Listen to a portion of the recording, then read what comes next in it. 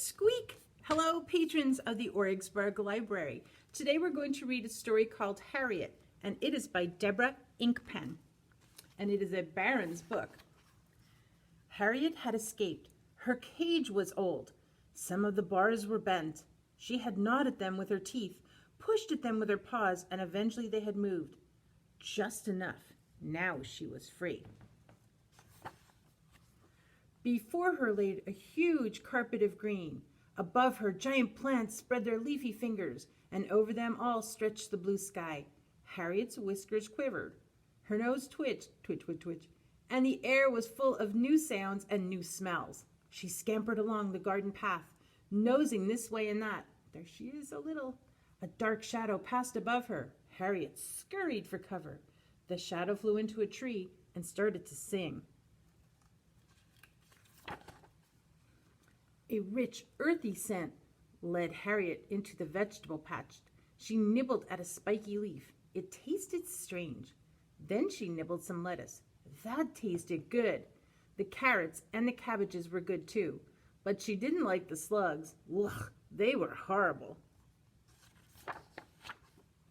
Harriet paused to sniff the air. A weedy, watery smell made her feel thirsty. She followed the smell to the edge of a murky pond. As she leaned over to drink, a big, warty toad popped up its head. Harriet jumped, and she went plummeting into the pond. Plop! There she is. The little hamster hobbled to the surface like a cork. The water was cold and full of green, slimy weeds that clung to her fur. Gasping and spluttering, she paddled to the edge and scrambled out. A tiny, soggy, angry heap of fur.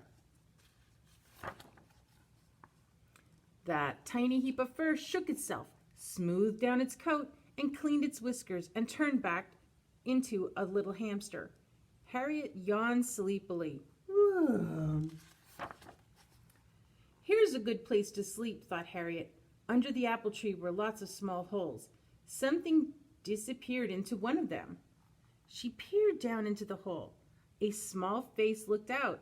It stared at Harriet with black, beady eyes. You can't come in here, said the little gray mouse. Only mice live here. You're not a mouse, said another. You haven't got a tail. What are you? Asked a third. Harriet told them that she was a hamster and that she did have a tail. She turned around to show them. They seemed unimpressed. There's no room for hamsters here, they said. Only mice. And they vanished down into their hole. Harriet tried sleeping inside a flower pot, but the cobwebs stuck to her whiskers. The watering can made scary, echoing noises, and a funny old glove looked inviting, but smelled musty. Near the apple tree was a compost heap. Harriet nosed her way inside. It was dark and warm. Perhaps this will be a good place to sleep, she thought. But she had not seen the large prickly shape buried under the leaves. The hedgehog did not like being awakened. It uncurled itself, grunting angrily, and rushed at Harriet. There he was, hiding. Harriet ran across the open lawn, tripping and rolling and running again. Some wire netting blocked her path. She pushed her nose underneath and wiggled through. Scrambling up the side of a low wooden shed, she found herself on the roof. She scampered this way and that, looking for a place to hide. Under the eaves was a dark hole. Harriet scrambled through and tumbled into darkness. Squawk! A huge, foolish-faced creature flapped its wings and rushed around the coop. Harriet dived beneath a nest of warm eggs and watched as hens scattered in every direction. Gradually the noise died down. The air began to clear. A big, fat, feathery body plumped down on top of her. She snuggled back, feeling safe and warm, and at last she fell asleep. Harriet did not waken when the hen left the nest. She did not awaken when chubby fingers began to collect the eggs, nor did she awaken when a delighted voice squealed, "There you are, Harriet!"